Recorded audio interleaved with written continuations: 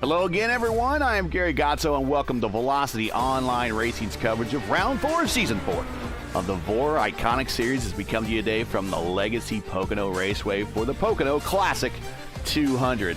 No Clindy in the booth today, as he is a traveling businessman today. He's off, I think, in Chicago area, but joining me is his teammate, and we've seen him here on the win races, actually, on the top split here on P1 over in our Tuesday coverage of the IndyCar Oval Series. Joining me in the booth is Brian Campbell. Brian, welcome to the program. Good to have you here. We are at Pocono in the DW12s. Welcome to your first experience here in the VOR League. I'm really excited. This is going to be a great experience for me, a great learning experience, and a great learning experience for the drivers. Everyone knows Pocono. It's three very different corners, and in a car where you can't make in-car adjustments, you're not going to make all three of them drive well. So this is going to be a pretty frustrating experience for a lot of drivers, but it's going to be a very, very fun race today, and I'm very excited to be able to call it alongside you. Good to have you here. Here is the race header for today's race and the conditions. Qualifying currently still is underway. About 40 seconds left to go. Here is the remainder of the schedule for the series. We are now halfway through the season. After today, Kentucky, Phoenix, Michigan, and Las Vegas. And here is the points coming into today's race. Let's get the bugs out of the way. There we go. Julian is your winner, our leader. Edson Santos, Liam O'Sullivan, Craig Forsyth, who is actually funning in the sun down in St. Martin, and I am very jealous. He's down there watching planes land at the airport there on Maho Beach, and probably drinking some type of fruity alcoholic beverage. He is fourth in the lineup, but will miss today's race. John Christensen fifth. Silvazzi, Gallus, Strauss, Hesche, and Van Velde round out your top 10. We are getting ready to go green here at the Tricky Triangle. Of course, Turn 1 is modeled after Trenton, is no longer around. Turn 2 modeled after Indianapolis. Turn 3 modeled after Milwaukee. If there's another broadcaster out there that tells you these are modeled after any other corners other than those three, they have their facts wrong. I actually did hear a broadcaster try to say one time that Turn 3 here was modeled after Gateway. And I'm like, Gateway wasn't even built yet. Yeah, they're a couple decades off on that.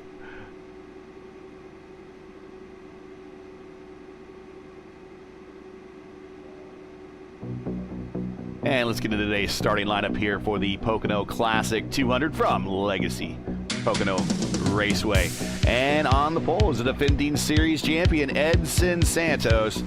The speed of 216.9. Right next to him is Liam O'Sullivan, who has really been kind of one of his rivals all season long. 216.7. Strauss, 216.7 as well. Dan Inch, great run for Dano. He is lined up fourth with a 216.6. Back in row 3, Matty Sinclair was fast in a lot of practice. He is going to be fifth fastest. And then we got Stout, who is lining up sixth. Even though he is in an AA livery, he is not racing for Altena Autosports proper. Let's just say he's borrowing the car today. Just say that. The silent assassin Dave Stedman and Hesche back in row 4 with Silvazzi and our beneficiary Alex Boney back in row 5.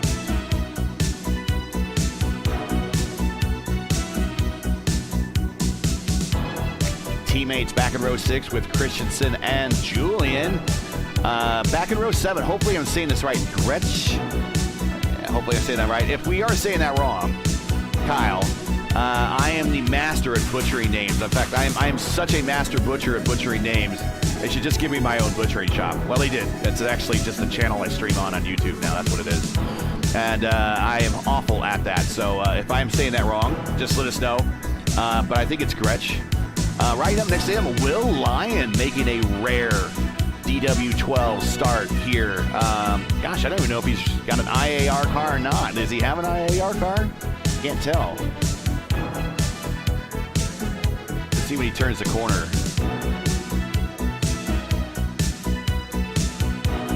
No, he's in a Project Cars 2 car. Oh, go figure.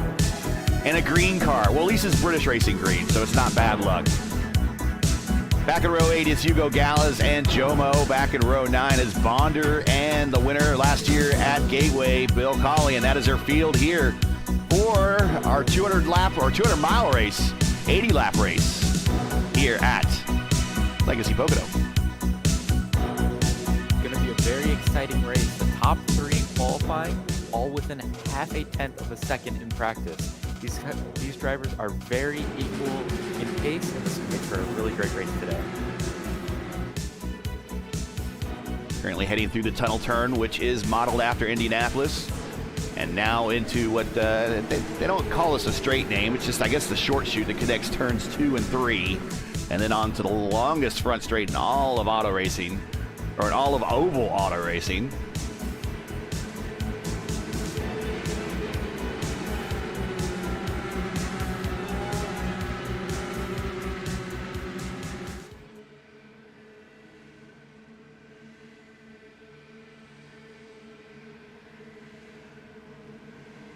And pace car is off. Field is under the command of our champion, Edson Santos. Here we go. Green flag in the air. We're racing here at Pocono.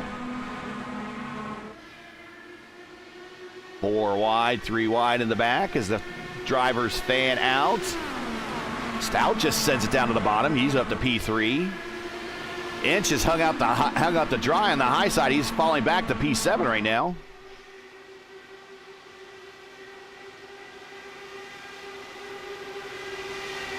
Oh! Contact into the tunnel turn. Will Lion. Lion and Christensen, yeah.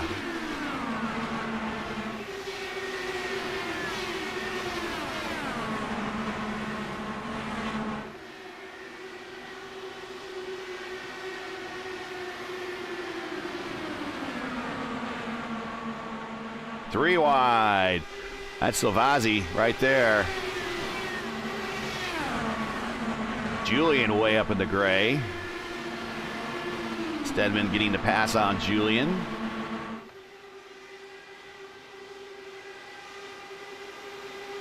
Maddie Sinclair side by side with Strauss going into the tunnel turn.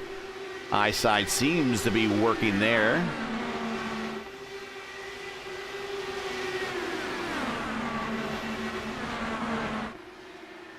Maddie Sinclair back on the high side of Strauss. Almost kissing the wall, getting Strauss to flinch a little bit, but gets the run on Stout and moves Stout back to 4th. Maddie Sinclair up to 3rd. Will Line Stedman side by side here. Oh gosh, Christensen has been taking a lot of evasive maneuvers now. 3 wide down the backstretch, coming into the tunnel turn. Somebody's going to have to flinch here.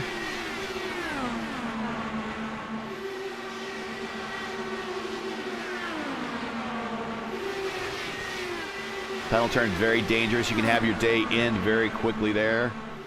Very easily. A lot of guys driving the bottom, it seems. We have seen in the past at Pocono the wall work in turn 3. I wonder if we'll see some drivers migrate all the way up to the wall later in the race to try to get a run on this long front stretch.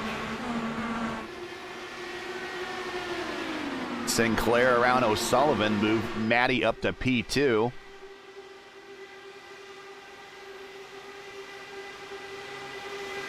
Gretchen Inch into 2. Contact. Bonnie gets into the back of Rich. Very lucky that Daniel did not go around with that contact. Very, very lucky indeed. Check that out. See if we can get that again here. When was that? It was in the tunnel turn. It looked like Daniel just checked up for the cars in front.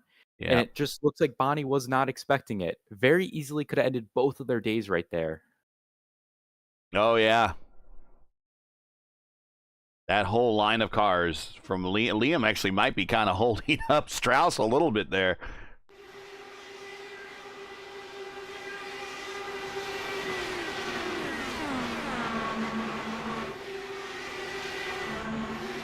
Julian has his nose buried under the attenuator of Will Lyon for 10th and might be trying to make some mileage.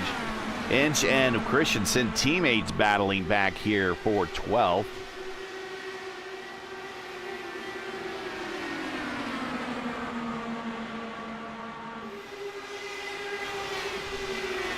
Stedman and Bonder. Bonder, one of our broadcasting peers for many other channels.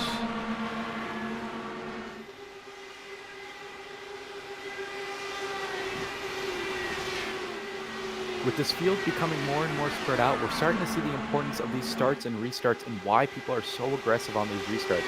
Pocono, once it gets strung out, it can be pretty difficult to pass, so that just leads to hyper aggression on these starts and restarts. If we get any yellows in this race, we may be able to see some, and we may see a lot of aggression going into 1 and 2 later in the race. Maddie Sinclair to the lead. We missed a pass. We're watching battles a little bit further on back. So with Sinclair as a leader, and this, you mentioned it, this field starting to get strung out. Who was up high? Is that Bonder? Yeah, that might have been Bonder way up high in turn 1. He lost a lot of positions. Inch around Altena. So 3 of the AA cars but together. But you're talking about it before. This field starts getting strung out. It's going to be hard to pass. And when it gets hard to pass, then there's less cars you're racing, and there's fewer opportunities for human error to occur with Strauss and Stout. Excuse me. Battle position to 1. We're going to see maybe fewer opportunities for caution. Yeah, it feels like Pocono, it's either a very green race or a very yellow race. It's very few that I see it in between, where it's half yellow, half green. It's usually a wreck fest or clean to the end. Lap 8 of 80. Here's the rule set for today, just to remind everybody. 4 sets of tires that they'll get a chance to run here. 1 in the car, 4 in the pits. Actually, 5 sets of tires. 1 in the car, 4 in the pits. 85% fuel. So they will be going approximately, we think, anywhere between 25 and 30 laps. Definitely going to be a 2-stopper and probably a splash on that, or a quicker stop. Whoa, Heshy and Salvazzi watching that battle right here for 6th. Will definitely be a shorter stop on that final stop. That track, of course, is a 2.5-mile, 3-turn triangle-shaped oval. You can make that work in your mind. 80 laps, 200 miles today. Pit road speed limit is 55 miles per hour.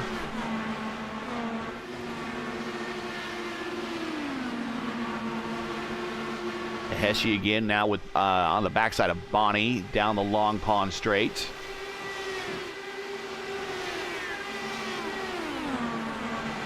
Well, back up front, Matty Sinclair, 0.2 of a second lead over Edson Santos. If I know Edson, he's probably working the fuel strategy already. Strauss and O'Sullivan side by side off of 3. Move Strauss up to 3rd, Sullivan back to 4th.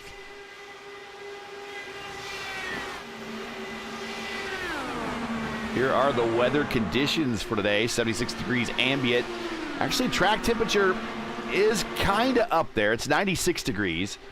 Wind is out of the southwest at about 2 to 3 miles per hour right now.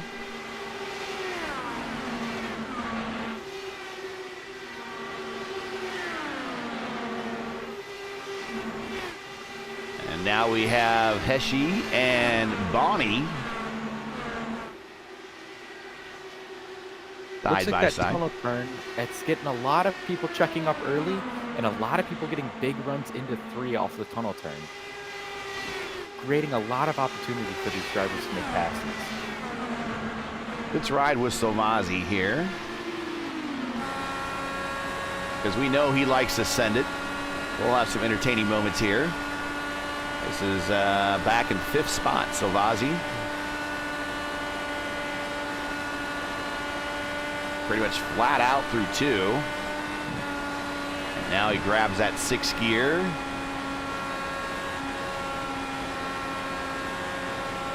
Oh, O'Sullivan into the wall on the corner exit. That's going to get allow Patrick to get a run to the inside, going into 1. And he out-drags him there, clears him, gets a position, move. Patrick up to 4th. O'Sullivan now back to 6 as even Stout passed him.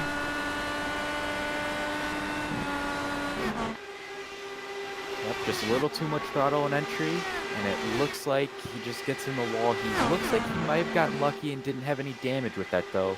So not a race ender, but definitely frustrating losing 2 spots at a track like this.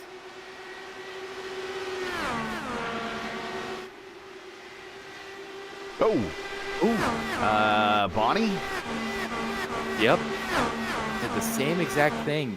He hit it a lot harder than O'Sullivan. Hopefully he doesn't have any lasting yeah, damage that with was a hard hit. That was a really hard hit. Loses a spot because of that mistake. But again, right now, early in the race, you're just hoping he doesn't have damage because of that.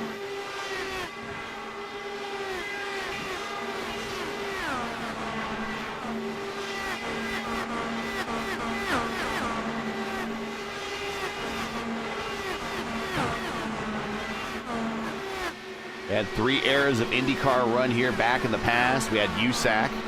They came and opened the track and added it to the schedule, and then created the Triple Crown with Ontario and Indianapolis. Back then, the track record was set by Formula One ace Peter Revson, driving for McLaren back in '73. Even back then, they were turning laps at 190.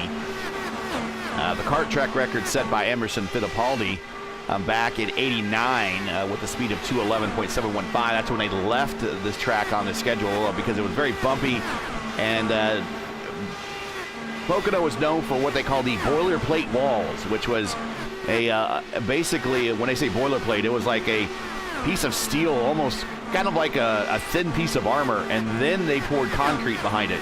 So the walls here back in the day were extraordinarily hard. Not with the safer barriers that they have now, or the soft walls, which I know drivers don't like that term, but.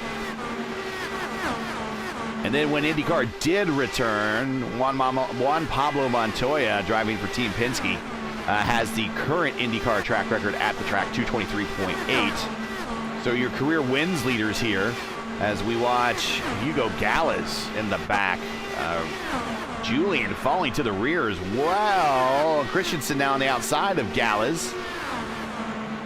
Makes me wonder, when you see 2 AA cars together, and the silent assassin Dave Sedman back there as well, makes me wonder if these guys, I know 2 of them definitely are cooking a strategy together, but you don't get much past the silent assassin Stedman.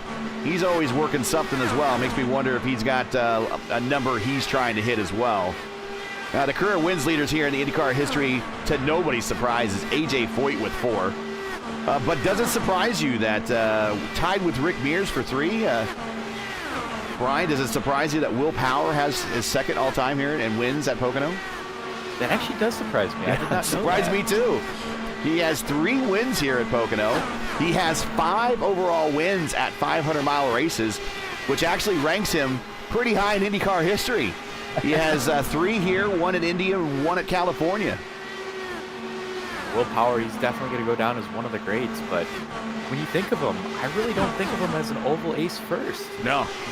I'm really surprised to hear that. I was crunching numbers, and I'm like, wait a minute, that can't be right. Will Power doesn't have 500 wins. He has 5 500-mile wins. You know, this is a place that if you run here in real life, it is impressive to be good at. This is just one of those tracks that strikes fear in the driver's eyes. I've heard that going into turn 1, it looks like you're turning into a wall. And you see this more on the stock car side, it feels like brakes go out a lot here. I remember Bubba Wallace, he had a brake failure going into 1 and had a huge contact. Jeff Gordon? Was it Jeff Gordon have a big wreck here? I can't remember if it was Gordon or Johnson, but I do remember a Hendrick car having a similar incident. Johnny Rutherford had a heck of a wreck here back in '80. Back in the old Pennzoil Chaparral that he won the Indy 500 with. He had a heck of a wreck here, and I think it was a very similar thing. Not so much downforce was being produced on those cars back then, but they were still turning close to 200-mile-per-hour laps. And I think he had a brake failure going into 1. Looks like Santos was exploring some different lines there. He ran really high into one, higher than I've seen anyone drive today. Lost a little bit of time doing that, so we'll see if he's trying to learn for later in the race.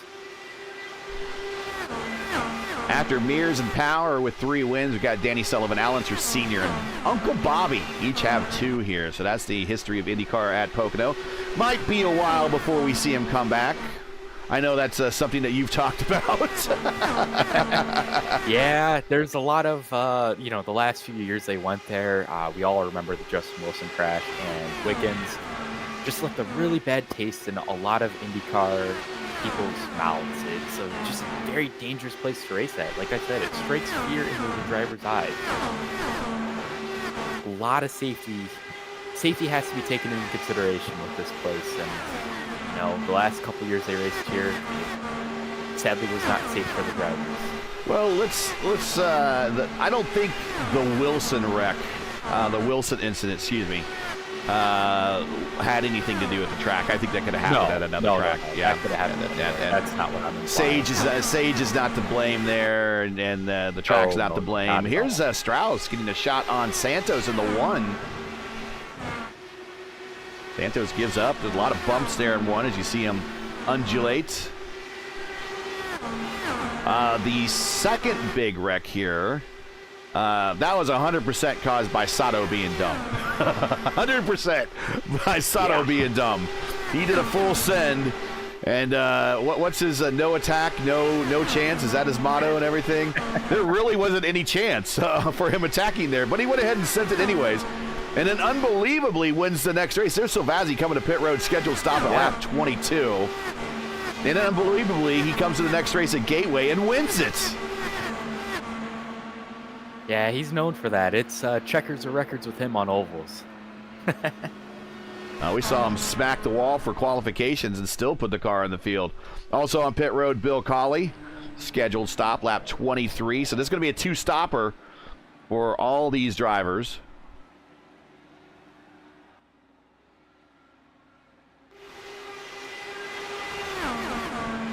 Really interested to see when Santos comes in. It looks like he's been putting a lot of focus on being in the draft and getting a good fuel number. He's not coming in this time, so... Well, it's Strauss. Yeah, Strauss is now to the lead, so maybe Matty wants to do a little following. Although, Matty to the inside going to the 1. I spoke too soon. Oh, and Bill Colley's there. It's another thing to remember with Pocono. They really don't have the best pit exit going into 1. If there's a car there, there's a car there. There's really nowhere for them to go. There's no apron for them to ride on, and they have to get on track somehow.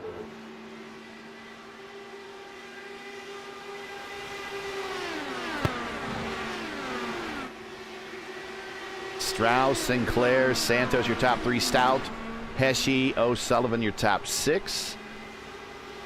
And the remainder of the top 10, Bonnie, Gretsch. Will Lyon has very quietly worked his way up 5 spots. He and Gretsch have also the biggest gainers. They're both up 5 spots. And Bonder, I take that back. Bonder is your biggest gainer. He's up 7 spots to 10th. And we saw him have a moment coming off 1 not too long ago. And he has now since made up all those positions. The pit stops have occurred. Silvazzi, Inch, and Colley are the first to come to pit road. Looks like the top 2 coming in. Santos hitting that better fuel number in the draft. He's staying out for some more time on track. But he's going to be all by himself. He's broken the draft back to Stout. Draft envelope on these cars are not very realistic as to what they should be. The IR-18 extends the draft envelope about 1.5 seconds behind a car, so these should, at least in theory, go back 1.5 seconds. But they go back to more like 1 second or less.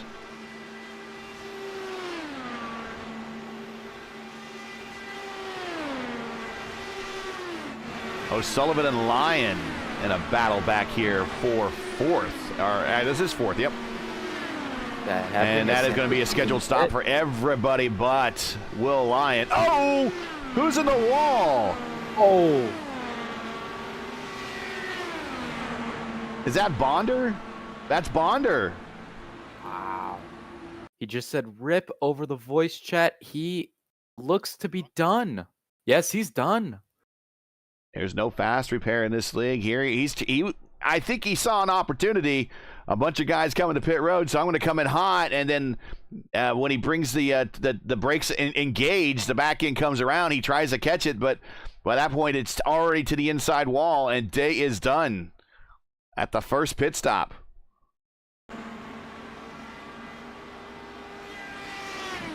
And, oh, there's another one, Julian. Oh, caution is out. And I think, I think Julian cannot stop. He needs to keep going because I don't think he made it to pit road before the red lights came on. He did go down pit road. He is stopping for repairs. That may be a black flag for him. Well, what happened here? So, again, same thing, much like Bonder. And this time, it seemed to have caught the attention of the iRacing stewards, and we go caution. Where Julian may have lucked out is he may not have wheel damage. It may have been wing only. His day's not done, but that's not going to help with a successful finish today.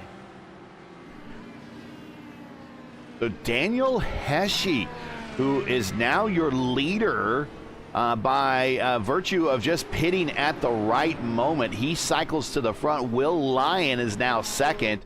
Strauss is third. Santos is fourth.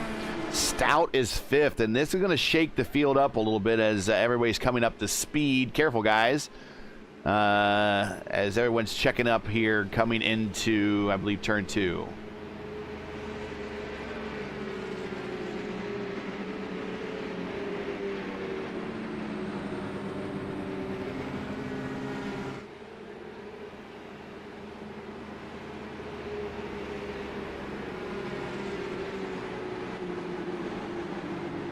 I gotta say, pit entrances on high-speed tracks like this, they are never easy. Feels like you can never get that brake bias right. You either have it too far forward and you lock up the fronts, or you have it too far back and you lock up the rears and you spin. I'm not saying that's what happened, but that could have been an aspect of both of those incidents that we just saw. Liam O'Sullivan takes a quick dart to pit road. Kyle Gretsch also coming on pit road in that F1 throwback livery. Hey, Kyle, if you need an IndyCar livery, we can get you one. We can get you one. It's got that old Jordan livery. You know, there was a guy last night in the he's going to get out, sneaks under Julian there as he rejoins the field. In the ERN broadcast that we had of their Elite Racing League Indy 500, which you were a participant in, there's, of course, the obligatory Larson livery in the lineup. I'm like, man, we could get you another one, Josh. If you need an IndyCar livery, we can get you another one. Yeah, those Larson schemes, I feel like I've never had good luck with them. I think you were in that race. I don't remember, but when we had our doubleheader at Talladega, there were actually 3 or 4 drivers with that livery back a couple seasons ago. It was recently, but it might have been on the old channel. But yeah, we had 3 drivers that, or 4 drivers that were all in the Larson livery. It's like, come on, guys. I mean, do remember that. After a while, I need to pick another livery. The interesting thing about that is I don't think a single one of them finished the race. I think you're right. I think you're absolutely right. There used to be back in the day when you would get in the lineup and there were certain liveries and you're just like, uh-oh. Because you're not really sure about the driver. And the one that always got me was the Formula One Red Bull livery in an IndyCar race. You're like, uh-oh. I really don't want to be around that one. I remember I scared a few people when I came onto the scene with my Stingray Rob livery. I know that put a lot of questions in But there's a reason for you at the very least. Once they found out, it made sense. It was very funny how many messages I got about that. It's not a very popular scheme, I learned.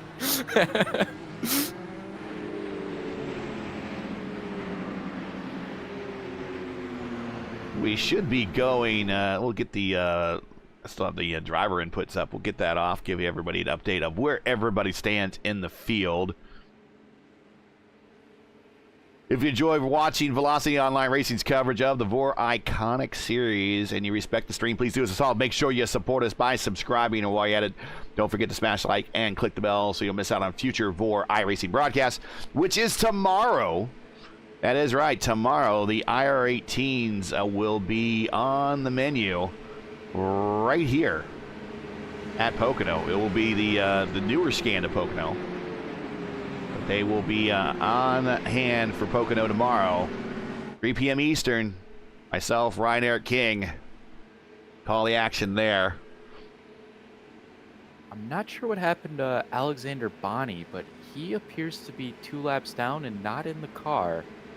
Don't remember an incident with him. I wonder if he just had to go or if he had an incident that we missed. Well, he hit the wall pretty hard right before the caution, a couple, 4 or 5 laps before the caution. Maybe that was... Yeah, the maybe reason just had there. Damage. Don't see a meatball, but maybe he just decided that he wouldn't have pace. Well, for the first time, we're going to watch Daniel Hesse bring the field up to speed. Here we go. Green flag in the air. It is Hesse, Lyon, Strauss, and Santos all going to take him down in the 1. So Vazzi's going to take a look to the inside. Maddie Sinclair. Sinclair led a lot of that first stint. And here is a Christensen on the inside of Inch. Silent Assassin Stedman coming. He's going to pass 2 for 1 going into 2. Oh.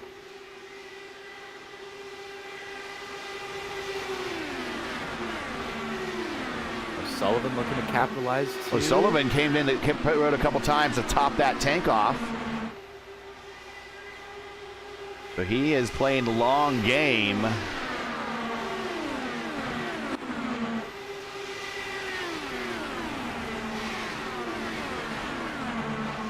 Julian seems motivated this start. He's already moved up a spot. Julian told me earlier today he took his old man nap, but I told him naps are highly underrated.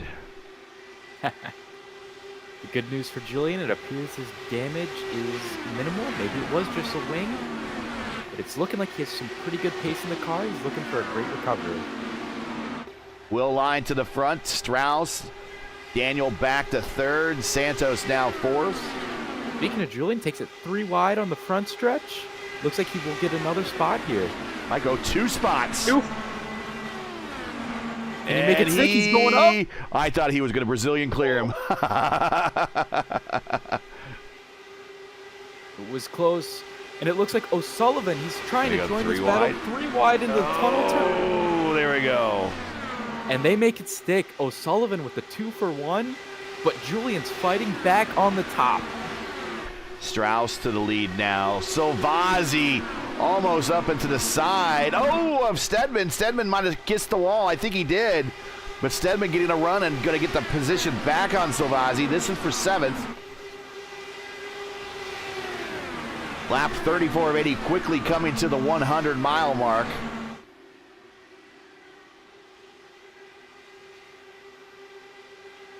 Ooh, pass for the lead. Yeah, Strauss and Lyon have been swapping it back and forth.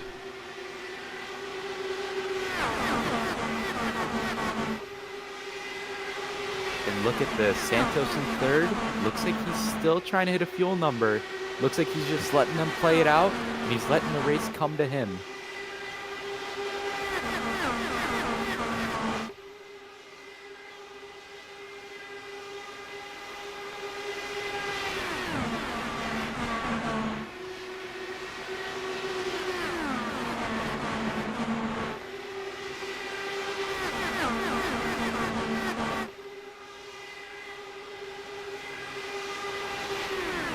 These DW12s did race here at Pocono when the series did come here before.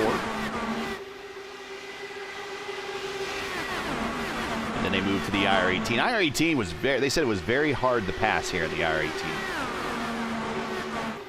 Probably made that wreck with Wickens is probably the cause of that wreck. I think it was just aggressive driving and trying to get passing on people during a restart, because that's exactly when that happened. Yeah, we're even seeing in this series too that restarts are always going to be aggressive here, because once that field gets strung out, it's very hard to make a pass. Three wide, yeah, here's Sauvazzi.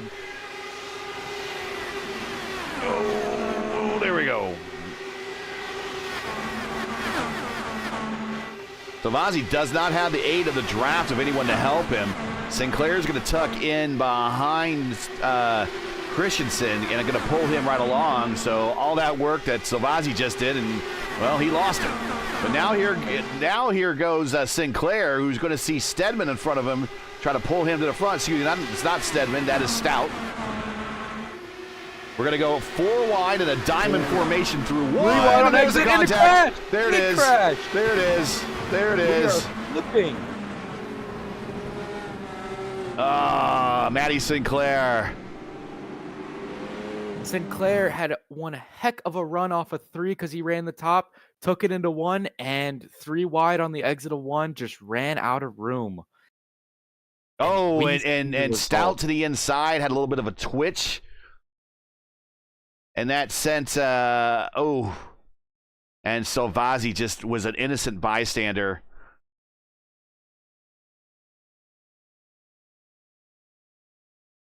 Watch from Sinclair's point of view. We'll reset it here a little bit, as I'm sure everyone's going to come to pit road, even though we're 10 laps into this stint. But watch Stout to the inside here. He's this car. And he twitches. Watch the twitch.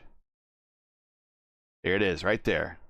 I'd also love to see Julian's view. It appears he went under another car. I do not see any damage on his race car. It looks like netcode may have helped him, but it appears he went under a car in his wreck avoidance. Amazing wreck avoidance from Julian. Let's go ride with Julian here. Let's go back in time a little bit. Let's watch it all unfold in front of our points leader. There it is. Ooh. Well, he did. I tell you what, he didn't go under him, but there was a lot of netcode avoidance there. I don't think he got hit, but in the real world, his day would have been done. Sometimes netcode taketh, and sometimes netcode giveth.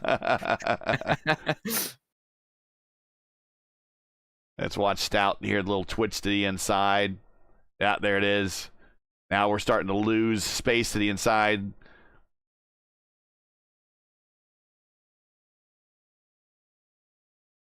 Oh, wow. Looks like Strauss is the first of the takers. A lot of people seem to stay out. It is very early in the stint. It's only about 10 laps, 10, 11 laps. So maybe they want to stay a little bit longer. I think a splash here is maybe not a bad idea.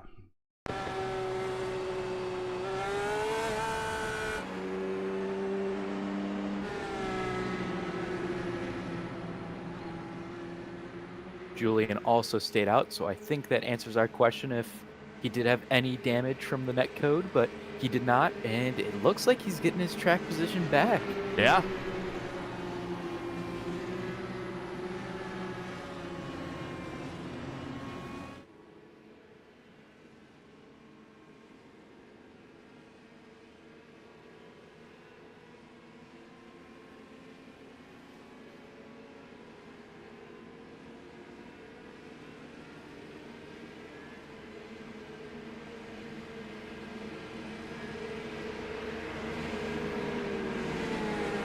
Interesting to see here too, if people who pit took tires, just how big of a difference tires make here.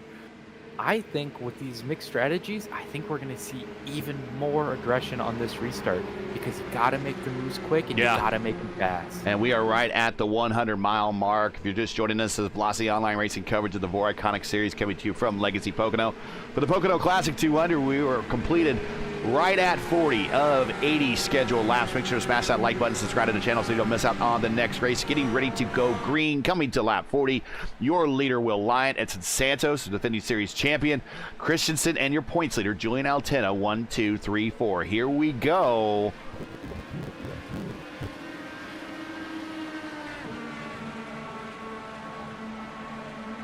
Big jump by Will Lyon.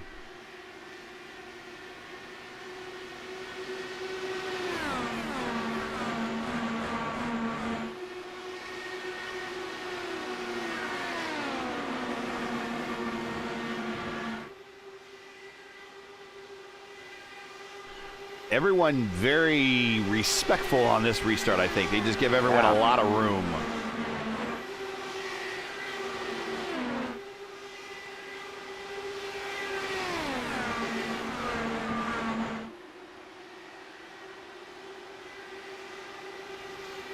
Yeah, it looks like that accident we just had may have made some drivers a little nervous to make some aggressive 3 or 5 moves.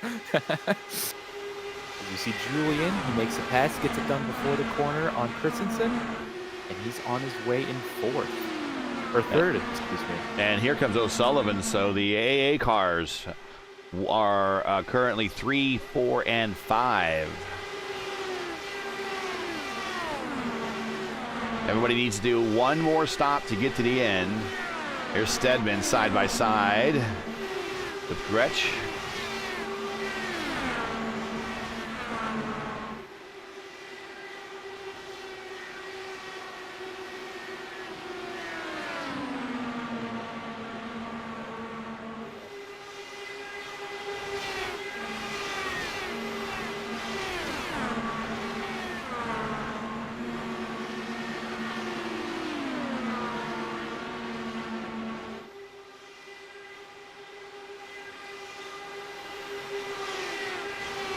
I do want to thank Lovern's Incorporated for being the sponsor of today's Pocono Classic 200.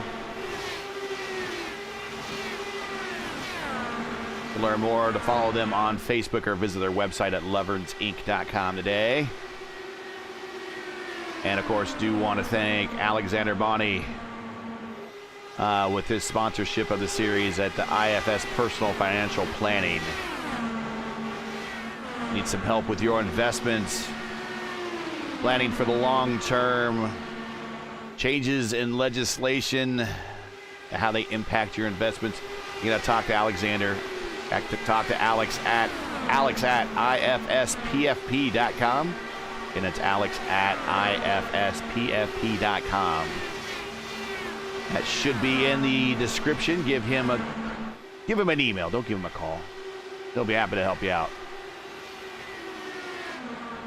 Leader is Santos as he gets around Will, and now they're working together to kind of pull away, and that's probably a smart thing. They're looking in the rearview mirror. There's 3 Altena Autosports cars that have locked themselves up in 3rd, 4th, and 5th. It's probably behoove of Lyon and Santos to work together a little bit, because the enemy of my enemy is my friend. Oh yeah, a lot of give and take being given by all the drivers on this restart. A lot of these drivers, they're saying, you know, first to finish first you must finish. Exactly. I love it.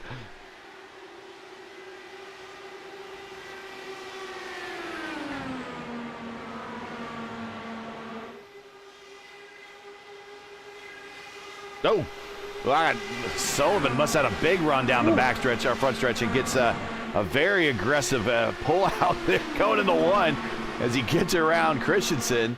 Figured the teammates would be racing a little bit more leisurely with each other, but that was pretty aggressive. Here's Stedman trying to go another position forward in the 2. Now side by side with Hesche. Actually, this is Gretsch. Got 2 yellow cars out there that are very similar looking. Oh, Gretsch almost gets into the turn 3 wall. Wow, they are about bump drafting on this front stretch. Let's ride with Edson and the Leaner Energy car.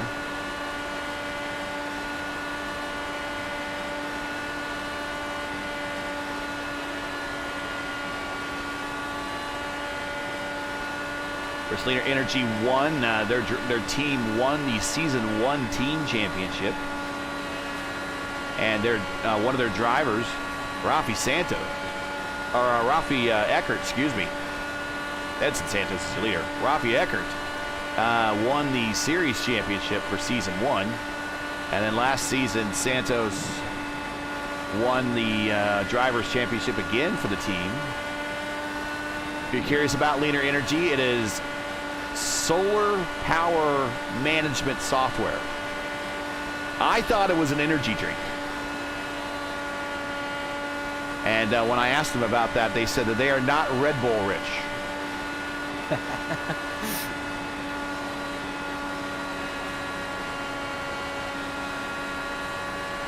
Riding with Santos as they make it through turn 3. Down the longest front straight in all of oval racing.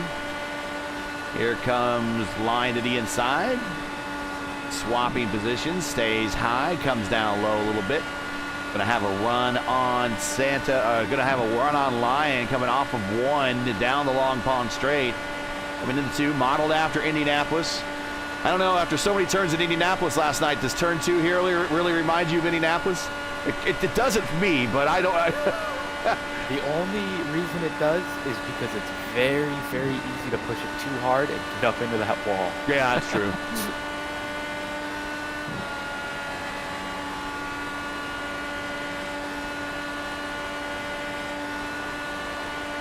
The hitting speeds of 220 miles an hour going into 1. Lion and Santos are doing a very good job swapping, but these past couple laps, they've been gaining tenths of a second on this pack of teammate cars behind.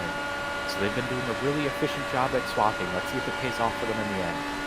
So if you're watching on this in-car shot and you see this face on the nose of Will Lyons, that is Will's face.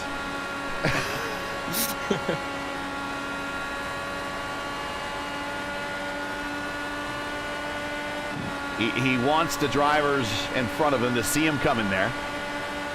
It's an intimidation tactic. Well, if I saw that face, I'd be intimidated too. Will is a big fan of project cars. Of course, I think this car is one of the cars you could race in project cars. But I think it's a slightly different rule set. Like there were standing starts and a couple other weird things, but you could race this car. 50 of 80, 30 to go. Oh, he had to lift a little bit there.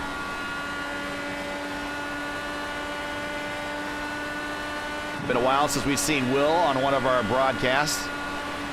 We've seen him when we used to cover the PMRL. He made a couple of the top split races over on Indy Fixed and Indy Oval when we cover that over on P1 on the old channel.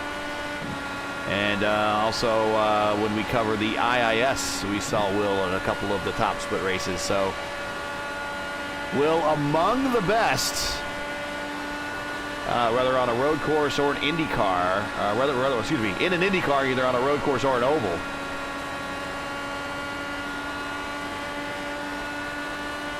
Kind of rocking it like Nigel Mansell. There he goes back to the inside, getting the pass. Hanging out behind him is Alteno, Sullivan, and Christensen, just all in line, although they're starting to get spread out a little bit.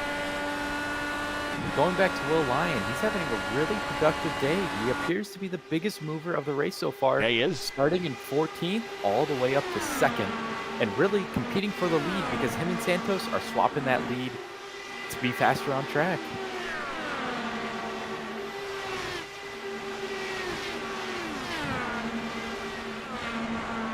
So here we go. Current stint lengths for everybody. 26 laps for Santos, 25 for Lyon, 23 for Altena, 14 for Liam. Liam will actually inherit the lead for a little while longer if we stay green and everyone else has to come to pit road. Christensen at 26, Stedman also at 14, so Stedman should move up when everyone comes to pit road. We expect those stops here to happen, I would say, inside of about 5 laps. I would agree. And the good news for Santos is this is one of the tracks where you can pit and not go a lap down. Yes. So it's really not a huge disadvantage for him pitting early as long as he can make it to the end without having to save any more fuel. And then we will reset the field after the pit stops and take us to the finish.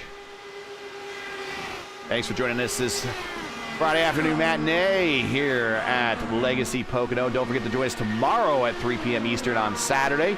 Same place on the VOR channel here, as the VOR IndyCar Championship will be at the new scan of Pocono for 350 miles tomorrow. A lot less bumpy of an experience.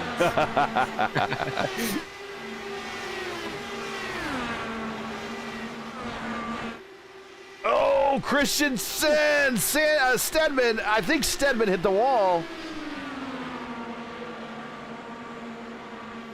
He definitely did. It's going to be a question of how much damage, if any, does Stedman have? Let's watch him. And how hard of a hit was it? He knows he has a car to his inside. Christensen starts moving up. He's getting the aero wash from the cars in front of him. Stedman did a good job of keeping his foot in it. Now, that looked like it could be a lot harder. Definitely made contact, but it, as we like to say, just a kiss, just a kiss. We do see the first pit stops. We have Santos. Santos spins! He spins! He hits the wing! Oh my goodness! Santos is done! And that is done. Mistake. That is done for Santos. And that is our points challenger. Let's watch him here as he's the leader coming to pit road. This would have been final stop. Would have been very close to it. And same thing we saw before. Under braking, backside comes around. Kind of almost identical to what happened to Matt Bonder and kind of what happened to Julian. Man. Very, very unfortunate. Such a strong race. Just very unfortunate. It's a very, very hard pit entry. It looks a lot easier than it actually is. Yeah, you got to really you're coming off of full speed, off of turn 3, and you got to stay low, and the cones are right there at the entrance. This isn't like Indianapolis where the cones are set down farther. Yeah. I would imagine that if there was an IndyCar version of this racetrack, those cones would be set down further. But you have to be down to that 55 miles per hour by the time you get to those cones, and you're already 200 plus mid-corner. And as you know, as being someone that works for these teams, you have different types of brakes for ovals. You have a very small brake disc for an oval versus a bigger brake disc for a road course. And those smaller brake discs don't stop you as fast and efficiently as the bigger discs do when they're on a road course. Is that correct? Oh, yeah. It's very easy to lock them up in these oval configurations. I mean, I did it last night. I slid through my box. It's just sometimes you put the foot down and you think the tires are going to stick and they just start sliding. And it's just very unfortunate. And we see Liam O'Sullivan coming down the pits. You got it. You got it. Down in time. So now Stedman's out. Stedman's been in a draft for most of this stint, so he's going to go a little bit longer here. I think Sullivan might be splitting his stop. He might be splitting his final stop because he's coming in early. Maybe he's getting enough to go to the finish. I mean, that's what he's doing because he would. It's 60. He could do it in 20 laps. So that is final stop for O'Sullivan. Now, we'll see Stedman here. What lap did Will Lyon pit? Because now that his partner is done, Will Lyon came in at 57. So Lyon and Sullivan appear to be, they will be fighting for position.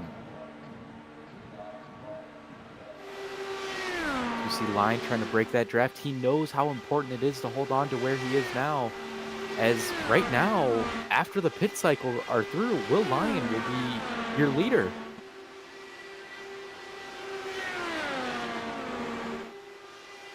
Well, right now, our leader is the silent assassin, Dave Stedman, who just picked up the lead. He's probably going to be up here, unless he decides to come to pit road early to split the final stint. He's going to be up here probably for about another 5 to 8 more laps before he actually has to come in and pit. This is lap 22.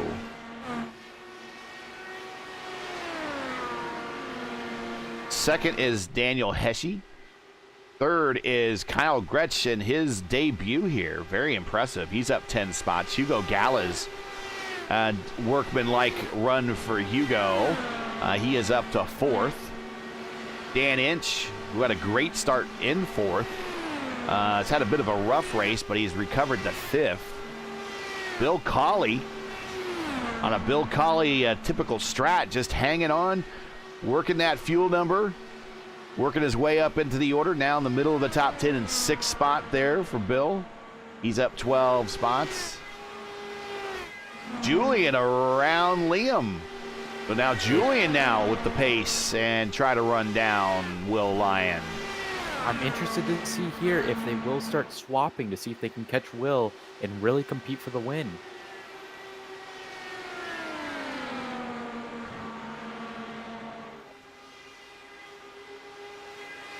No, it looks like Liam checks up a bit. I wonder if he may be saving fuel. 19 to go. And Will Lyon is playing nothing safe right now. He is trying to break the draft when really the draft is broken.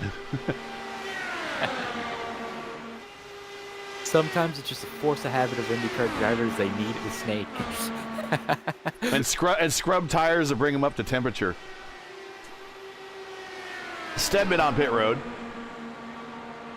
And these guys going down pit road now, they are good to go to the end, Yeah, no question. Absolutely, 100%. It's going to be a shorter stop and a lighter fill for these guys. So Daniel Hesche now is your leader. A whole bunch of cars coming to pit road. Hugo Gallas, Dan Inch, Bill Colley right behind him.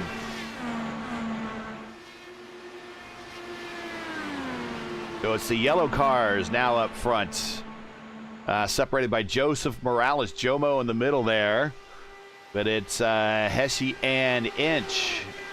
Or excuse me, Hesche and Gretsch. Actually, Inch, another yellow car. He's on pit road making his final scheduled stop. As Will Lyon gets the drop on them. Julian and O'Sullivan swapping positions.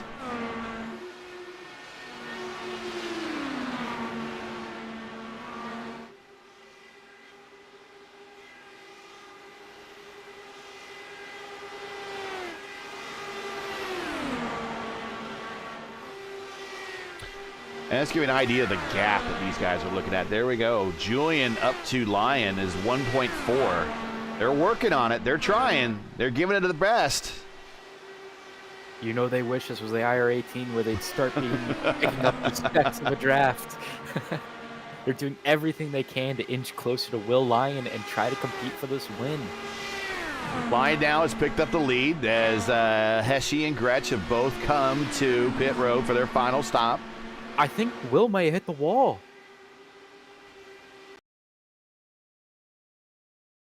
I think out of turn 1, Will may have clipped the wall. Yeah, he That'll did. definitely Yeah, hurt him. he did. That was a lick right there.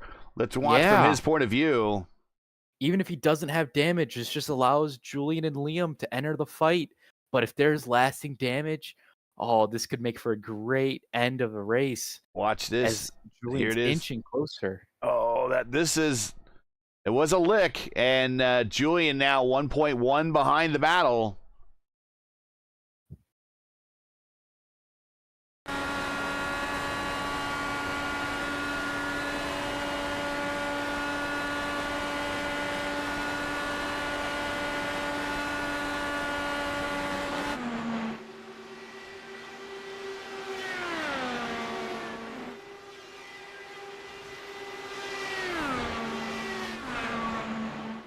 Now, is there any lasting damage on Will's car there? Julian and O'Sullivan got it to 1.1. Now Lyon pulls it back out to 1.2. 14 to go. Still a lot of time. A lot of things can happen here.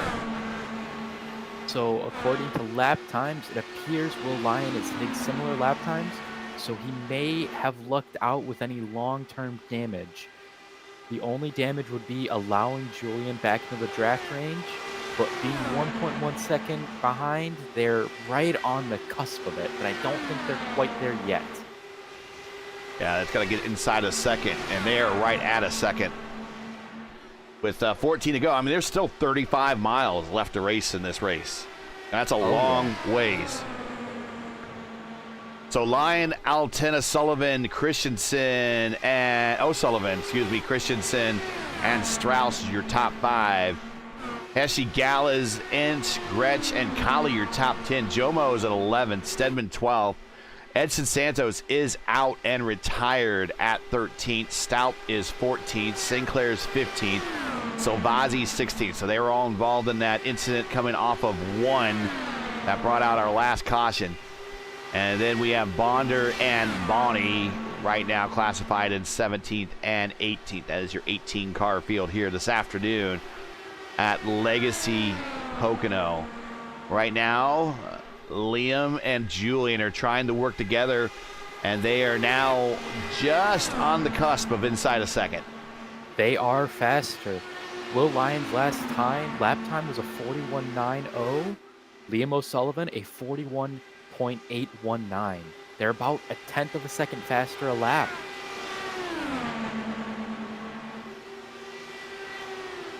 And the purple lap is held by Julian. He has a 41.470. We'll give you an idea of what that speed is here. That would be a 2:17.3.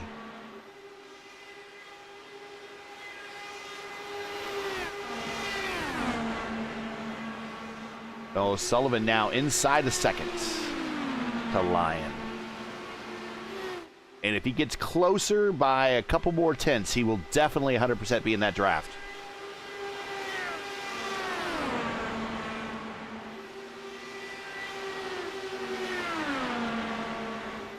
I have to give props to Julian. After a mistake on his first pit stop and bringing out the first yellow, he's had a great recovery drive, and now he's solidly in the podium. He's had a great recovery drive no matter how this race finishes. To go from the back to the front, it's very, very impressive. Do you see you checked in on chat? Is it Clendy? Yes. From the Navy Pier in Chicago. Well, I hope I can keep your seat warm for you, Clendy. We miss you up here.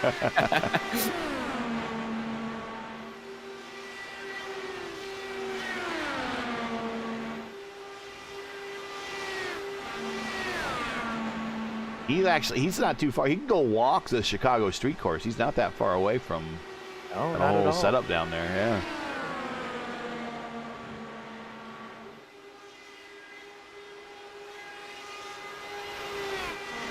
They never picked up my motto or phrase for the Chicago race. I always call it the Roar on the South Shore, and no one picked up on it. I'm like, come on. It's actually not bad. I thought it was real good. They don't have a saying for it, do they? No. Maybe they should incorporate some rain, because it feels like every time they go there, it just pours. Have you done any rain racing yet in the sim? Oh, not that much. I'm not very good at it. I'm hoping it comes to the IndyCars soon, though. Yes. Because that would be a great challenge for everybody. We have a supercar series on Sundays, and they decided to have, the admins decided to have rain forecasted for their race at Le Mans. And I tell you what, the graphics, I mean, we kind of get used to the graphics as they are as we watch Julian now inside of 9/10 of to the leader with 8 to go. But we look at these graphics right now and people say as is, this is pretty realistic. When you watch the rain, especially from inside the car, and then the individual beads of water that are on the windshields, and then as you get speed, they kind of blow up the windshield, you know, they kind of streak up the windshield. It looks so real. They did a great job graphics-wise with rain. It looks so great. They did. They did an amazing job showcasing just how hard it is to see past rain when the competitor in front of you is putting up a rooster tail. Oh, yeah. And all you can see is that red flashing light that most series have when it's raining. It's such a unique challenge to anything anybody in sim has ever faced.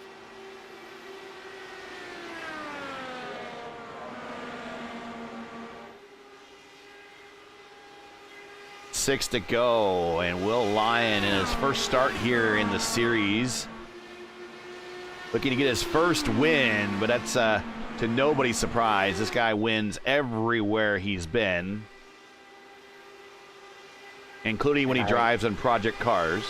I must say, the lap times, they've pretty much equaled out. Will Lyon and Julian both around a 42 flat. It's looking like it is going to be a great race to the finish here.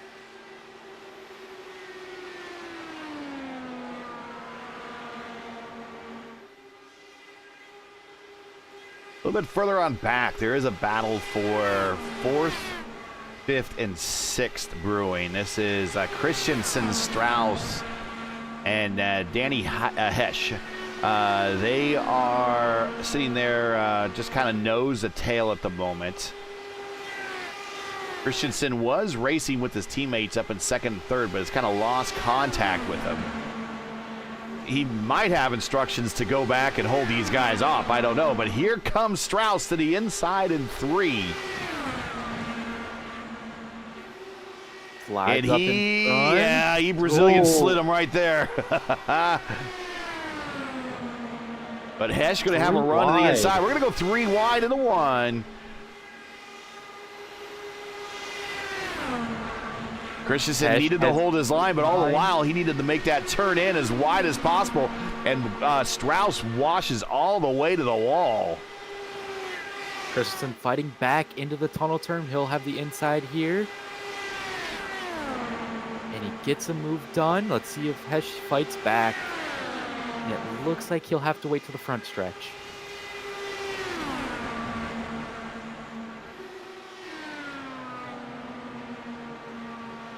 Coming to 3 to go here at Pocono. Will Lyon is your leader.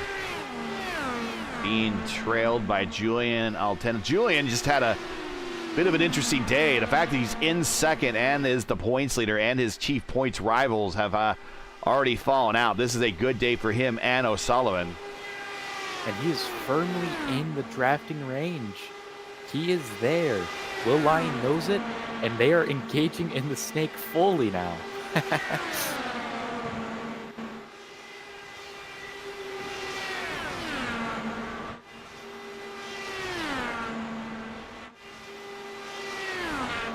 Julian has a pretty big run. He'll be there and turn 1. He goes low. He got there just in time. 2 to go. And Julian passes for the lead. Now, can he hold him off? There's the snake. There's the snake again. Altena with a mirror full of Will Lyon's face, which is right on his literally. To the inside in 3. I don't think he's going to have the momentum down there. I've raced Julian here in these cars before in a kind of a beer league that we were racing in one time, and he and I came down to the wire here at this track, and I tried to pass him to the inside in 3, and it's just not happening. But the white flag's in the air.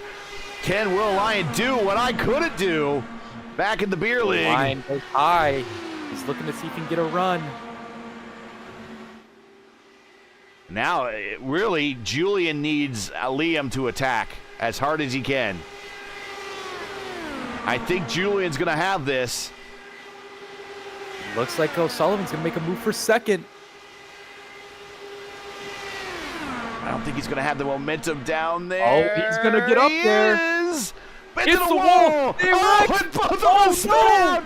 And Daniel Hesch is going to get 2nd. And the battle for 3rd is Strauss. Somehow Liam O'Sullivan finished 3rd. In pit lane. Wow, Altena with the win, but all eyes on Will Lyon and O'Sullivan in turn 3 as they make contact. Wow. What a finish. And Altana, what a drive. Wow. From wrecking on his first pit stop to winning the race. What a wonderful recovery drive. All right, let's. I got a replay here that we can look at. And O'Sullivan is black flagged, so Strauss is in third. Okay.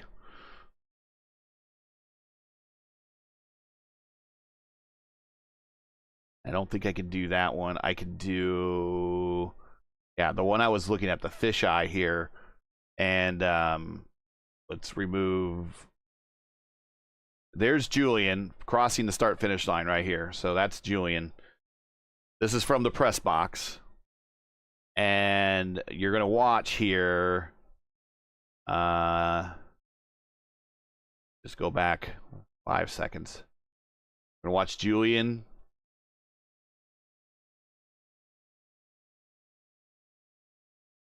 There they spin out, hit the wall. So they probably got black flags. And there is O'Sullivan. Wow, the battle for third. Just insane racing. Liam O'Sullivan left everything on the line. He wanted second for everything and just gets into the wall right in front of Will Lyon, and they both go home disappointed, unfortunately. And then the black flag, and then adjusts everything, and then that actually is the battle for the third step right there, as you see on your screen. Let's okay. We need to queue up some replays, and we'll get into the interview room, and then we'll also get in the interviews. So Strauss will be the first one we talk to, so we will queue up some stuff here and get into the final standings.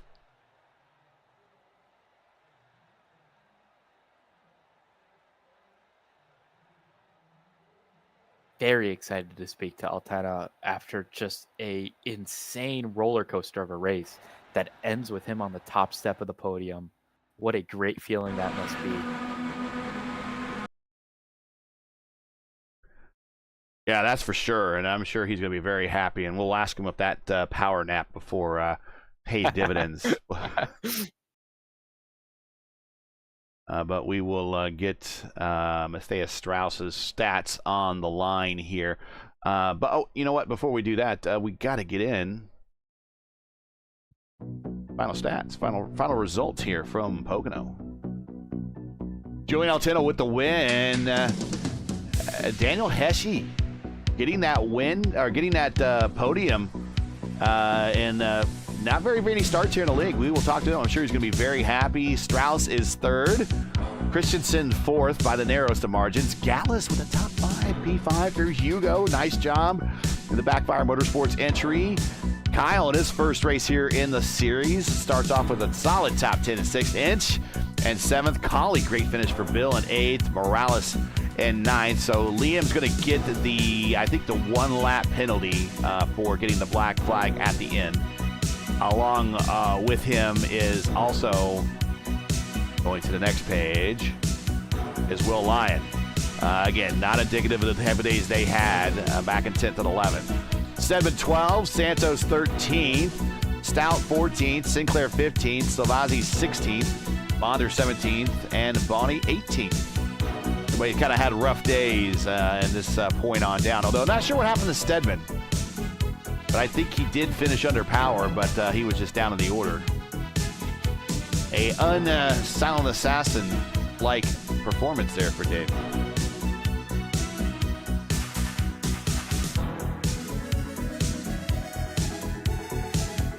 All right. Purple lap of that race, though, still was Julian with a 41.470.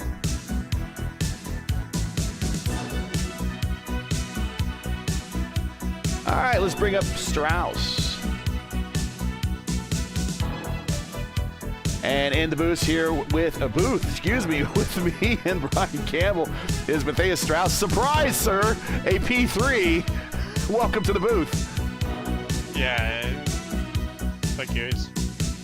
It was interesting. I wasn't really aware of that I got P3 there at the end, but my spotter and teammate who unfortunately wrecked out early on, Patrick Silvasi, notified me like, Liam got a black flag, you got P3. So I was like, no, that can't be right. That is. Yeah, by the smallest of margins. Yeah, smallest of margins for indeed. We'll talk about your race out there. A lot of green flag racing, a lot of close racing. I think a lot of people were kind of surprised that, especially kind of going through the tunnel turn, there was a lot of checking up in there when people were kind of close together, and almost found a couple of incidents of people running over each other in the tunnel turn. How was he racing out there for you? Well, it started off pretty interesting. And because I was at the front, and the shakeup wasn't even that big, so I wasn't really aware of it until the second restart when I pitted for fuel and tires and got further down the field. I really noticed it was a really big breakup, or and it's like, okay, I had to adjust the runs because shaking up means overtake opportunities into free here, so took them off by one and played a long game. We'll ask Brian here. Brian, you got any questions for Matthias for getting the surprise P3 here? How did it feel just on that last corner with Christensen and that battle to the line you guys had? It was very close. Ended up being a 3-wide battle with O'Sullivan in the pits, but even just that close 2-wide finish with Christensen there. Yeah, it was really interesting. I mean, I know I would probably done the same to try to run the inside guy towards the wall, but in the heat of the moment, it's always interesting. But yeah, I see why he tried to do that to force me to go the longer distance. So it was actually fun. Yeah, it looks like a lot of fun out there today. That's for sure. Sure. Friends, family, sponsors, shout outs, anyone want to say hi to before we let you go? It's probably the same as usual. Friends, my family, mother, brother, and father, and of course the team Watson Racing and James Watson, who keeps me under their wings in the IndyCars. Oh, we like James. So congratulations on the surprise P3, and we will catch you probably in the IndyCar Championship race tomorrow, but the next time we'll see you in the DW12 will be at Kentucky. So until then, good luck, and we'll catch you at the next race. Yeah, thank you. Keep it up. Oh, we will. Let's bring up Daniel here. Daniel, welcome to the podium. Congratulations and surprise, P2, when you started the last lap in P4. That was very surprising. So I was in the last corner, and then I see in my race laps the number 2, and Liam and Will disappeared. So I was not sure what was happening, because I was telling people in our Discord that I don't know, man. I think they will just leave the cars and finish the podium together. So I have no chance to evolve from the P4. But it was a very good race. It was a very good opportunity for me to learn too. When I started driving in anything virtual, this car was already a legacy car, so I had no experience in official races with him. So now I'm racing in the Brazilian Championship with this car to learn, and I think this was a very good opportunity to learn it. I'm being competitive in the Brazilian Championship between the first 3 drivers in the championship. So here I want to learn more and start to evolve, and this was a very good result. I think I did a very consistent race. I had the better tires, so if we had a yellow in the end, I think I would be very fast to fight for the win. But it was very good. I want to thank you guys for the broadcast. I want to thank Julian too because of the organization of this championship. This championship is very, very good. A lot of good drivers, people racing clean. So I think it's a very good opportunity to everyone to race. I want to thank my team, Black Gold Racing. So we have a lot of drivers racing in the officials in the championships in Brazil. We're starting to move more to the international championships. And especially I want to thank Marcio Baroni. He's not from my team, but it's a good friend. He was with me in the Discord in the end of the race. So props to him to make company to me in the last race. And it was very fun. I'm looking forward for the next one. Well, it sounds like you've been a pro at coming up on these podiums. You come in, you talk about the race, and then immediately go into thank yous, and I don't have to ask you any questions.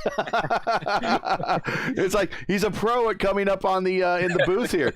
Well, congratulations! It's good to see you doing so well. I was talking with Edson, and he was always saying that the Brazilians really like this car, mainly because it's free. And it allows anybody that wants to, that has the subscription of the service down in Brazil, that if they want to drive a high tier open wheel car, that anyone can jump in this thing and learn right away. And it sounds like you are among those that are doing that right now. So best of luck to you in your Brazilian championship. And I'm hoping that we'll see more of your Brazilian countrymen here in the Iconic Series, whether it be in VOR or in the Dark Horse Series. That will probably start later this year, probably later this year. Yeah, they'll be on Sundays, but we'll be broadcasting them over on P1. But you guys have really picked up this DW12, and you're doing a really, really good job at it. And we could definitely see your growth, and we could definitely tell you're happy about today's finish. I'm very happy. So I need also to do props to Edson. Edson is a good friend from Brazil, from Linear Racing. So a great guy, a great driver in the W12 and also IR18. So it's true in Brazil because of the difference of our money compared to dollars. So everything is it's more expensive. So a minimum salary in Brazil, you can buy, I guess, 8 tracks, I think. So it's very complicated for Brazilian. We have a lot of differences between people and monetary power in Brazil. So the drivers usually are in a better condition than average to buy stuff, but it's always is meaningful. So we have championships in Brazil using legacy tracks and the W12 to make it easier for new people to come in. So this is true. Props to everyone. And of course, I'm telling everyone I know to join this championship, to join VOR, to join all the championships that we are always watching in your channel. Well, Daniel's another name on the long list of Brazilian drivers to watch. Of course, yourself. We have Edson Santos here. We saw Adriano Pinheiro last night in the ERN, finished second in the Indy 500 there. So just a great tradition of sim drivers coming out of Brazil. Congratulations on the P2. We will catch you at the next race when we go to Kentucky. Until then, go have fun and then celebrate your P2. Thank you, guys. Looking forward to it. You gotta like it when that even for a P2 that they're really thrilled about things. But you also got to like it. It sounds like they have a whole system of driver development in this car down in Brazil that we don't know anything about. But certainly we find out about it rather quickly when one of those drivers comes out of that system and whoops our butts up here. Certainly paying off with the second place finish today. All right, let's bring up the boss man, Julian. I know he will have things that he'll want to talk about. Julian, we'll just forget about the spin coming to the pits. Other than that, does it classify as a spin and win? You know what? I mean, the caution did come out, so iRacing did think something was sus. So congratulations on the partial spin and win. But let's talk about your race. I noticed very early on you kind of fell back and you were at the tail end of the pack. Was it trying to hit a number, or was it just the power nap and getting up and getting into a race just not working well for you, or was there a plan to all of it? Well, there was a lack of a lot of things. Talent, fuel save. So yeah, I mean, I was trying to make a number, but I was just super slow. I was telling the guys on the Discord, like the last time I drove Legacy Pocono was probably in the Dark Horse Pocono race a few months ago. Yeah. And then before that, it was probably like 2 years ago. So I have no clue how to drive the track. I think I It's was. completely- Was it the beer league race that you and I were in? I was talking about it during the broadcast. Maybe. Maybe. Could have been. I honestly don't remember, but yeah, it was a long time ago. This track drives completely differently than New Pocono. It's a lot more bumpy, of course. That's the most obvious thing, but it also drives completely different. Like the lines you take into turn 1 was the one that I was really struggling with.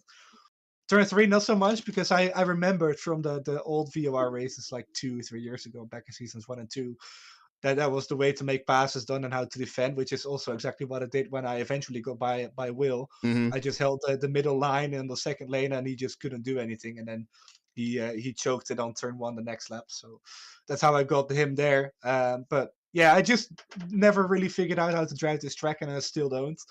I just got lucky with being at the front, which makes it easier, because if you're not driving into the air, you can actually go a little bit, go move around a little bit. So yeah, you can just go into a lot more different lines and all of that stuff. So that helps being at the front. And it kind of masked my lack of skill here. So I'm really happy that I came out ahead. I was telling the guys as well, like I could not believe I won this race because I'm just so bad here. It just does not click. Is where I'm going at. But yeah, if you can win a race, it's always good. So 3 wins in a row, which is fun. I think the last person to do it in this series was Eckert in the first season. Yeah. So it's pretty good stat. And I guess, even though I don't click with the track, I feel like I do run well here. Because if you remember, the first 2 seasons in VOR in the iRacing were on Legacy Pocono, and I won those first 2 races. So yeah, I guess sometimes maybe good, sometimes maybe Yeah. I know that. I've heard that before on the radio, and that's we can't say that here. Brian, he's getting sometimes maybe good, sometimes maybe bleep. Anyways, Brian, you got any questions for our leader or for our winner today? Oh, he led 2 laps. I do. First off, very impressive drive. Even when we don't consider how you started in the back on lap 30, you were still our biggest mover, it appears. But on lap 37, there was a huge wreck in front of you, and you came dangerously close. How did you miss that? being Yeah. selected. Yeah. How did you miss it? What was going through your head when you saw that happening in front of you? I don't think we've ever met before. So first of all, it's nice to meet you. But Nice to meet you as well. yeah, it was another race of no spotter, actually. Liam told me before the race, make sure to turn the spotter on, and me with my stupid brain, I still forgot to turn it on. And then when we were under the first 2 yellows, I still forgot to put it on. So I had no spotter. I did not know Liam was where exactly Liam was on my left. So I was trying to drive in a straight line and leave some space for him, and I got a bit too close for comfort with the wrecking cars, but I made it out with a bit of netcode contact, so it was just about fine. But yeah, it was a bit scary for sure. Yeah.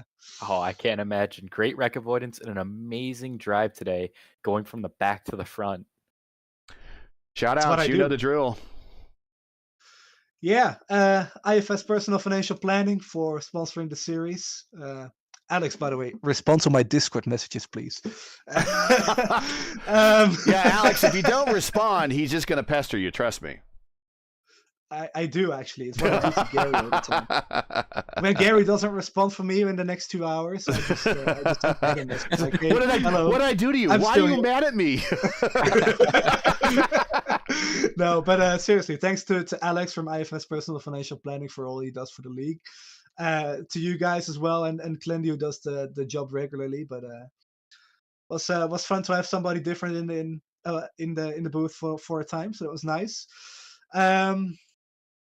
Yeah, I want to thank Gary Lovern as well with Lovern's Incorporated for also sponsoring a number of races with us and just helping out the league massively where it needs a bit of funding to put on what we do. So thanks to Alex and Gary specifically on helping there on that front, and again to you guys as well on P1 Broadcasting. It's great.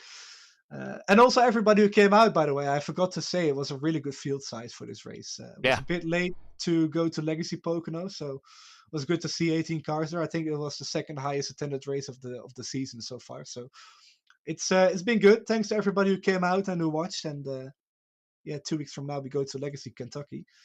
Another track I do really well at. Yeah, even I though know you do go well too there. long. Yeah. All right, well, we will catch you tomorrow during the IndyCar race here at the new version of Pocono as we change everything over. And we'll catch you next in the IR18 here in a couple weeks at Legacy, Kentucky. But congratulations on the win. Only led 2 laps all day, but they were the key 2 laps. Now have a 43-point lead in the standings with halfway to go. Looking pretty good. Maybe we are halfway to our way to a second ICONIC Series championship. So congratulations, sir, and we'll catch you at the next one. Absolutely. See you, Gary. Yeah. There. All right. And let's show Julian only there the 2 laps he led, but the 2 that count the most. And again, here are the final results for today.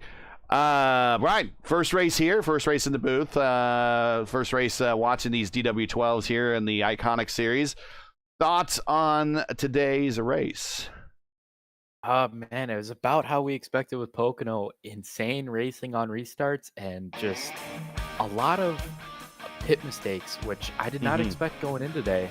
But just overall, an amazing drive by Julian, going from the back to the front.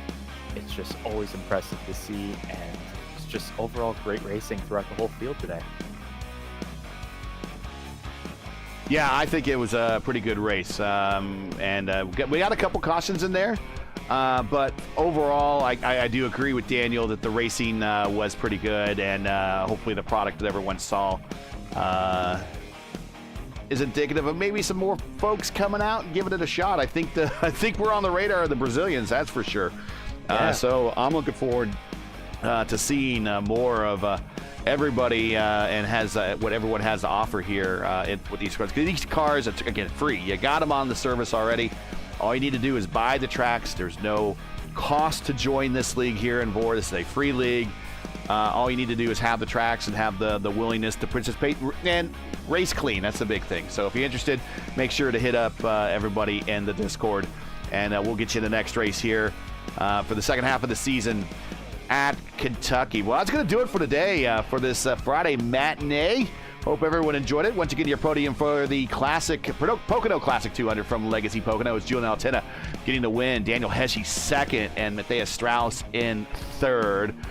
Brian, we're going to let you go, but you're always welcome back in the event that Clendy's not available. He's a traveling man right now, but right now the plan is that Clendy and myself will be here again on Friday, November 1st, 2024 for round 5 of season 4 of the VOR iCONIC Series as the teams and drivers head to Legacy Kentucky Speedway. So that's the more flatter version. That's a lot of fun to drive. These cars get very light off of turn 4, especially with worn tires, and you can spin very easily into the infield there. So that's one thing that everyone's going to have to practice and watch out for as these cars, when we do unload these cars at Legacy Kentucky. Coverage, as always, will start approximately about 3 p.m. Eastern. Again, that's 3:00 p.m. Eastern. Remember, correct broadcast time in your area. You can find everything right here at YouTube at youtube.com, and just do a keyword search, Velocity Online Racing, and you'll get here. Now, as you know, the YouTube algorithm game is not easy, so please help support us with the weekly grind. Leave a comment below. Let us know your thought of today's race. And if you enjoyed today's coverage, support us by smashing like in the video. If you're new, click subscribe, or while you're at it, hit the bell for weekly reminders so you'll miss out on more of Velocity Online Racing's other iRacing programming, including action from their IR18 Sprint Series, which runs earlier in the week, and IndyCar Series, which we will see tomorrow, 3 p.m. Eastern, right here on the VOR channel. The VOR iCONIC Series is brought to you by IFS Personal Financial Planning. IFS Personal Financial Planning specializes in helping their clients make the most out of their savings with holistic financial planning that is tailored to their specific needs over the course of their lifetimes. On average, they've been working with their clients for over 20 years, helping them navigate the complexities of investments, the uncertainties of markets, and the ever-changing legislative landscape. To learn more, we want to contact Alexander Bonney, and hopefully he will return your message a lot faster than he's returning Julian's. You can contact Alex at IFSPFP. Again, that's Alex at IFSPFP. Excuse me. That's what I want to say. IFSPFP.com. And you will find that email in the description. That way you don't have to hear me butcher it. And you just click on it and use it today.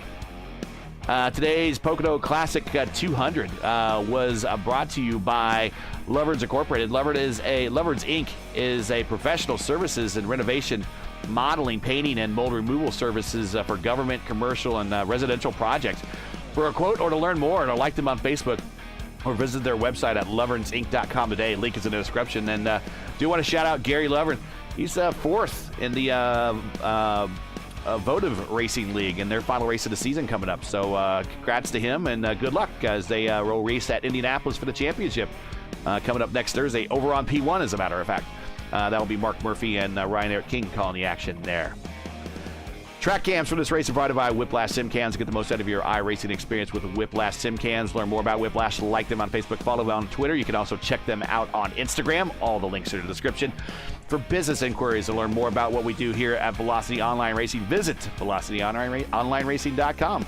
Like them on Facebook or follow them on Twitter. So, for Brian Campbell, everyone here at Velocity Online Racing, I'm Gary Godsoe saying all happy Friday, and thanks for watching, and to all of our men and women serving in the military and as first responders. Godspeed, God bless, and come home safe. Catch us again right here November 1st at Kentucky in the next race of the Velocity Online Racing Iconic Series. We'll see ya.